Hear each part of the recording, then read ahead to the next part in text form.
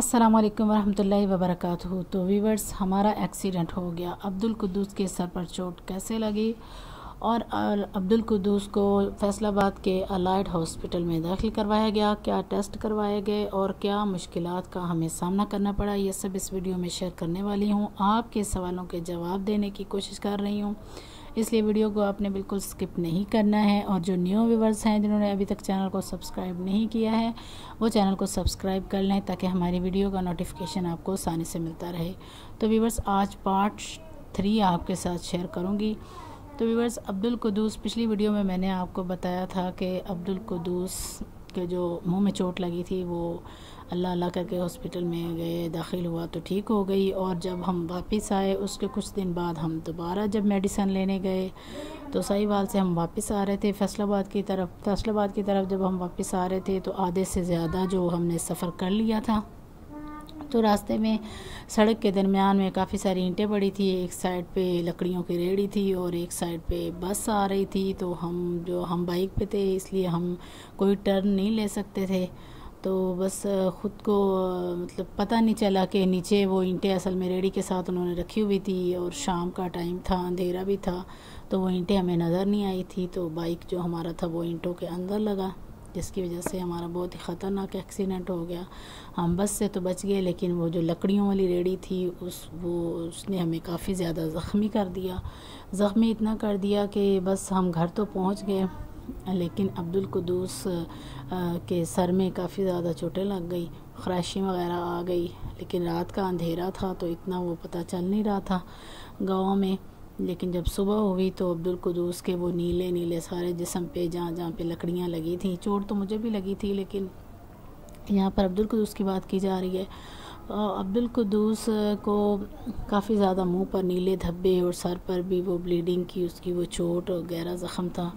तो बड़े भाई जो मेरे जेठ थे, अजमल, उस वक़्त जो मेरे हस्बैंड हैं वो इधर नहीं थे, तो वो बाहर गए हुए थे, उस वक्त घर पे नहीं थे। तो उन्होंने कहा कि जल्द इसको मलाइड हॉस्पिटल ले जाते हैं, वहाँ पे इसका टेस्ट वगैरह करवाते हैं। पहले तो हम अपनी सिटी में लेके गए तो उन्होंने कहा कि जी आप तांदला में चले जाएं, क्योंकि सर की चोट है और बच्चे का मसला है, तो आप इसका CT स्कैन करवा लें। हम अलाइड हॉस्पिटल लेके गए। अलाइड हॉस्पिटल में बस धक्के खा के इधर जा पर्ची बनाओ, ये करो वो करो, तो अल्लाह करके आखिर हम इंटर तो हो गए। और फिर उन्होंने जब CT स्कैन कहा तो उनकी CT स्कैन मशीन ख़राब थी। जब उन्होंने कहा जी हमारा हाँ जी एक्सरे करवा लेते हैं, तो एक्सरे मशीन की भी जी उनकी वो जो अंदर वो डालते हैं केसेट क्या होता है, वो ख़राब थी। तो खैर उधर से हम नाकाम हो गए। तो फिर भाईजान ने कहा कि नहीं, हम ऐसे वापस नहीं जाएंगे। हम फिर प्राइवेट चले गए, वहाँ पे हमने अब्दुल कुद्दूस का CT स्कैन करवाया। तो फिर जाके हमें तसल्ली हुई। उसने कहा बच्चे को चोटें तो काफ़ी आई हैं, ब्लीडिंग्स भी हुई है, लेकिन फिर भी अल्लाह का शुक्र है कि सर में इतनी गहरी चोट नहीं आई। तो उन्होंने मेडिसिन वगैरह हमें दी, वो हमने मेडिसिन ली और हम घर आ गए।